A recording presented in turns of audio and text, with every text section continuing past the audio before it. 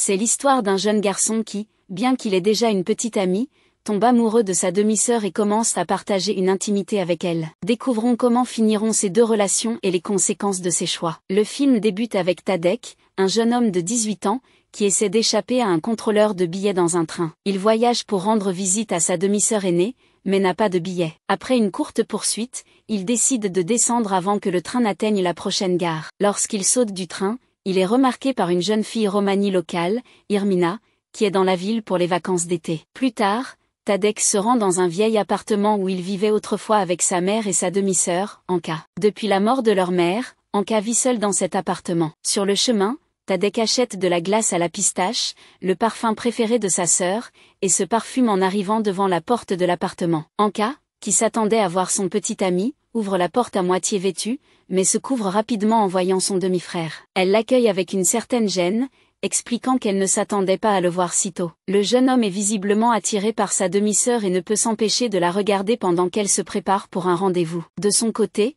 Anka remarque que son frère a grandi. Peu après, André, le petit ami d'Anka, arrive devant l'appartement en klaxonnant bruyamment. Elle informe Tadek qu'André est un homme bien. Avant de partir, elle exprime son affection pour lui par un geste provocateur. Alors que sa sœur est absente, Tadek essaie de pénétrer dans sa vieille chambre, mais trouve la porte verrouillée. En jetant un coup d'œil à travers le trou de la serrure, il découvre que la pièce est remplie de cartons. Ne trouvant rien d'autre à faire, il réarrange les meubles et passe l'après-midi à se détendre dans un fauteuil. Anka et André reviennent tard dans la nuit, visiblement ivres et flirteurs. Ils entrent dans la pièce où Tadek dort, et Anka lui demande d'aller à la cuisine, avant de passer un moment intime avec son petit ami. Pendant ce temps, Tadek ferme la porte et s'endort sur le canapé. Au petit matin, il rencontre André en train de se préparer pour le travail. André, qui est charmant et amical, entame immédiatement une conversation avec Tadek, lui annonçant qu'il va bientôt épouser Anka et lui promettant de maintenir une relation amicale. Plus tard, Anka se réveille et demande à Tadek pourquoi il a décidé de lui rendre visite. Elle lui rappelle qu'elle l'avait envoyé vivre chez leur tante il y a quelques années. Après lui avoir donné quelques pièces pour déjeuner dehors,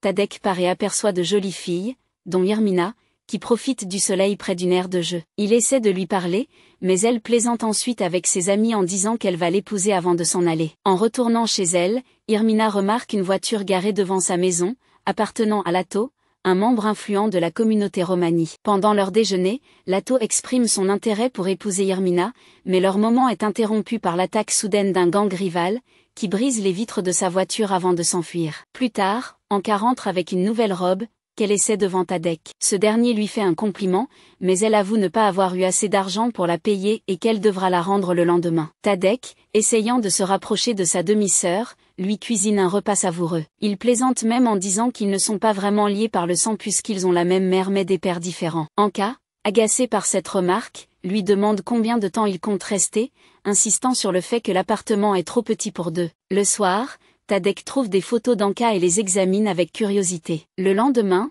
deux hommes arrivent pour vider la chambre de Tadek, libérant ainsi l'espace. André, en passant, informe gentiment Tadek qu'il pourra récupérer sa chambre et qu'il s'absentera pour quelques jours. Dans l'après-midi, Tadek joue au football avec des amis du quartier, dont Goring, un employé d'André. Goring lui révèle qu'André a des relations politiques influentes et qu'il est en fait marié et père de deux enfants, rendant souvent visite à sa famille en dehors de la ville. Choqué, Tadek se précipite pour en parler à Anka, mais elle lui révèle qu'elle savait déjà qu'André était marié, blâmant l'épouse d'André pour les échecs de sa vie. Elle avertit Tadek de ne pas tirer de conclusions hâtives et lui rappelle qu'elle a appelé leur tante, qui lui a dit que Tadek devait déjà être rentré. Tadek, pour se justifier, affirme qu'il veut rester pour les universités à proximité, mais Anka, connaissant la vraie raison, lui demande de trouver un autre logement. Lorsqu'un électricien du gouvernement arrive pour lui donner sa facture, il essaie de la toucher de manière inappropriée, mais Anka le repousse. En montant, elle trouve Tadek en train de faire ses valises, révélant qu'elle l'avait autrefois envoyé chez une tante lointaine pour garder l'appartement pour elle et son petit ami. Submergée par la culpabilité, elle lui demande de rester, et ils finissent par s'étreindre en larmes. Quelques jours plus tard, Tadek trouve un emploi à temps partiel pour vendre des légumes au marché, où il croise à nouveau Irmina et entame enfin une conversation avec elle. Ils s'installent ensemble et elle lit sa paume, lui prédisant une vie amoureuse mouvementée. En plaisantant, elle lui dit qu'elle l'épousera un jour, ce qui rend Tadek heureux. En rentrant chez lui, il trouve André avec une autre femme dans l'appartement. Tadek ferme immédiatement la porte derrière eux, en colère, commence à raconter la scène aux voisins. Anka, en rentrant, voit ce qui se passe, furieuse, demande à André de quitter l'appartement pour toujours. André, cependant, reste calme et promet de revenir pour clarifier la situation. Cette nuit-là, Tadek rejoint Anka dans son lit pour la réconforter. Cette fois-ci, elle ne le repousse pas et lui demande de retourner dans son lit, mettant un terme à une tension latente entre eux. Le soir suivant,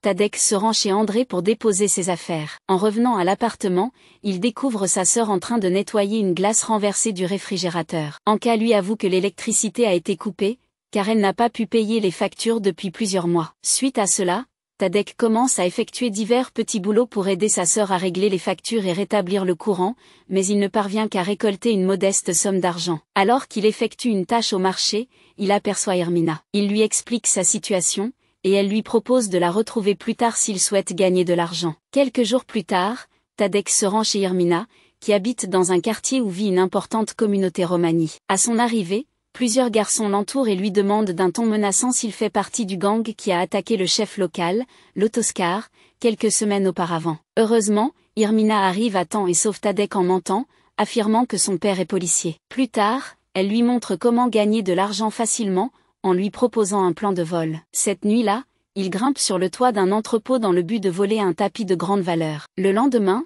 Tadek tente de revendre le tapis volé au marché, mais le commerçant refuse de lui payer le prix qu'il en demande. Découragé, Tadek abandonne l'affaire et raconte à Hermina qu'il n'a pas pu vendre le tapis, car le prix proposé était bien trop bas. Hermina décide alors de s'occuper de la négociation elle-même. Elle se rend chez le commerçant et lui affirme que le tapis est d'origine turque et de très bonne qualité, précisant que le matériau utilisé ne provoque pas d'allergie. Finalement, le commerçant accepte d'acheter le tapis à un prix convenable. Malgré cela, Tadek se rend compte qu'il n'a toujours pas assez pour payer la facture d'électricité. Hermina lui promet alors qu'elle apportera le reste de l'argent sous peu. De retour chez elle, Hermina sert le repas à Lato, qui rend visite fréquemment avec l'intention de la marier, ce qui l'irrite profondément. Elle lui confie qu'elle souhaite devenir médecin avant de penser au mariage, mais Lato rit et lui dit que ce n'est pas envisageable pour elle, tout en insinuant que les femmes doivent rester au foyer, ce qui la met en colère. Elle finit par voler un peu d'argent dans le portefeuille de son père et le donne à Tadek, qui utilise la somme pour payer la facture d'électricité. En remerciant Hermina, il lui assure qu'elle peut toujours compter sur lui. Anka pousse enfin un soupir de soulagement lorsque les lumières de l'appartement s'allument ce soir-là. Elle prend un bain pendant que Tadek lui apporte sa glace préférée. Lorsqu'on sonne à la porte, Tadek descend et trouve Hermina, visiblement troublée. Elle souhaite lui parler, mais il lui dit qu'il est occupé et elle part, déçue. Il se précipite ensuite en haut, se déshabille et rejoint sa demi-sœur dans la baignoire. Enragée par ce comportement, Anka lui crie de respecter les limites. Cependant, cette nuit-là, elle vient le voir, reconnaissant qu'elle sait ce qu'il ressent pour elle et qu'il nourrit des sentiments inhabituels pour une sœur. Tadek, dévasté, éclate en sanglots et confesse son amour pour elle, exprimant son désir de rester à ses côtés. Un silence s'installe, puis Anka finit par le rejoindre dans le lit, pensant que cela pourrait l'aider à se détendre. Tout semble se dérouler sans accroc jusqu'au retour d'André en ville. D'abord, Tadek tente de l'éviter en affirmant qu'Anka n'est pas à la maison, mais en rentrant avec 2 billets de cinéma pour lui et sa sœur, il découvre André assis tranquillement dans la cuisine,